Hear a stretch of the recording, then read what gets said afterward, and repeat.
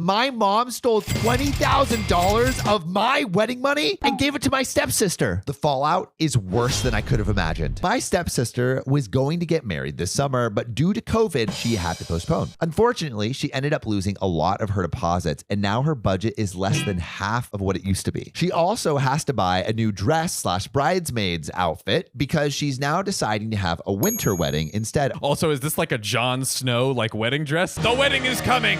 I am also engaged, but we're still in the early stages of planning and recently decided to try to figure out what our potential budget would look like. My mom and stepdad have saved wedding funds for each of us, which are $10K each. This is money we've always known we'd receive for our weddings, and my siblings have already received all of theirs. I was FaceTime with my mom and she asked me about the wedding planning, and I mentioned that my fiance and I had opened a separate bank account for our wedding funds. I asked her if she could directly transfer the wedding fund into it when she was free. She started being a little weird and avoided the question and then changed the subject. I got upset and asked her yet again, and she told me that they couldn't help with the wedding. Excuse me? You think you're getting that 10K? No way. I asked her what she meant, and she admitted my stepdad had given the money to my stepsister. I asked her why he would do that, and she mentioned how my stepsister had lost so much of her original budget due to the pandemic, and she would have to dramatically downsize her wedding. She came to them and begged to have my wedding fund, and my stepdad agreed, as my stepsister and her fiance both work low-paying jobs and wouldn't be able to save the money up themselves in time. Where's your wallet, stepdaddy? Stepdaddy? I thought you were filthy rich. My stepdad's justification is that my fiance comes from a quote-unquote filthy